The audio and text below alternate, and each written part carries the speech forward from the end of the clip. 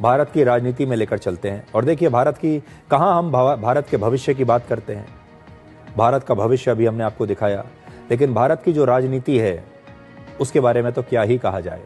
आपको याद होगा, पिछले हफ्ते बिहार में कांग्रेस और आरजेडी के मंच से प्रधानमंत्री मोदी और उनकी स्वर्गीय मां के बारे में अभद्र भाषा का प्रयोग किया गया था। कांग्रेस ने आज तक उसके लिए माफी नहीं मांगी। आज प्रधानमंत्री मोदी ने पहली बार इस मामले पर कांग्रेस और आरजेडी को जवाब दिया है। प्रधानमंत्री मोदी ने एक बड़ा इमोशनल जवाब दिया है। उन्होंने कहा है कि उनकी मां का राजनीति से कोई लेना देना नहीं था, वो अब इस दुनिया में नहीं है, लेकिन फिर भी उन्हें अपमानित किया गया। प्रधानमंत्री मोदी ने आज 3 बड़ी बातें कही हैं। पहली बात, कांग्रेस और आरजेडी की मानसिकता महिला विरोधी है।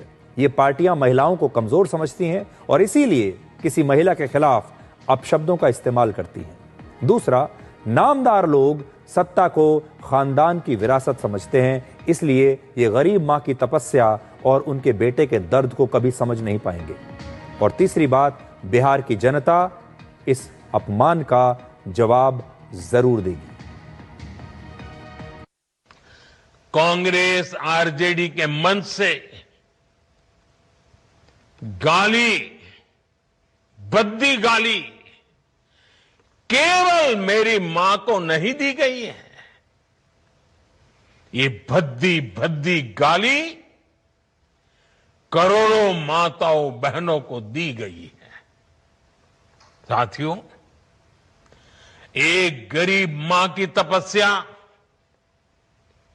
उसके बेटे की पीड़ा,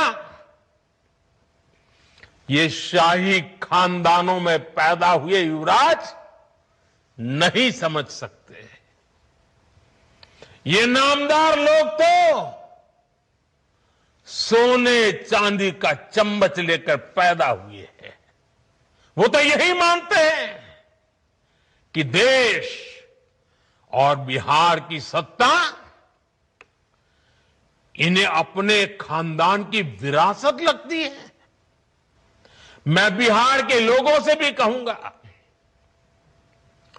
इस अपमान की जवाबदेही तय करवाना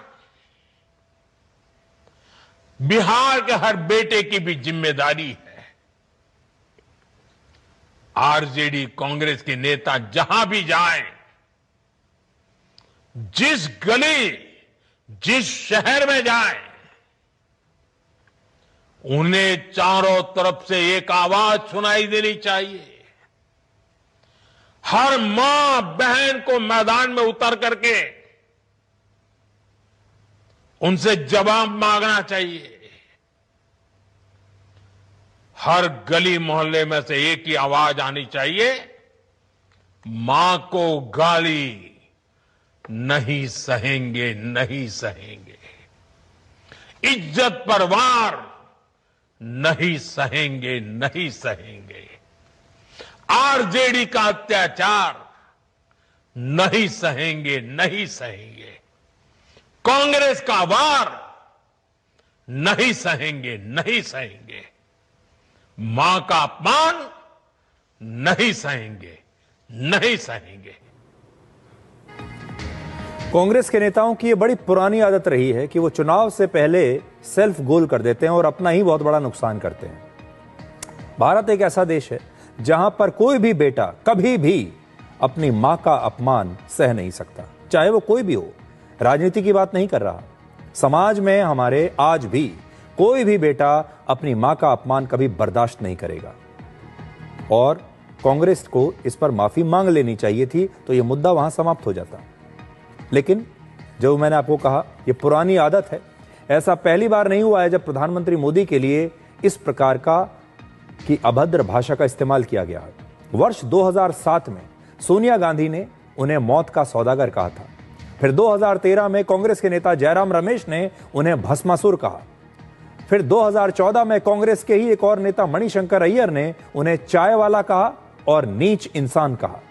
वर्ष 2019 में राहुल गांधी ने चौकीदार चोर है का नारा दिया, जिसका उन्हें कोई फायदा नहीं हुआ।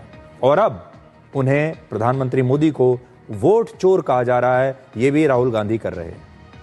भारत की जनता मां के अपमान को कभी माफ नहीं करती, इस प्रकार की अभद्र भाषा को कभी माफ नहीं करती और हमारे समाज में अभद्र भाषा को बर्दाश्त नहीं किया जाता।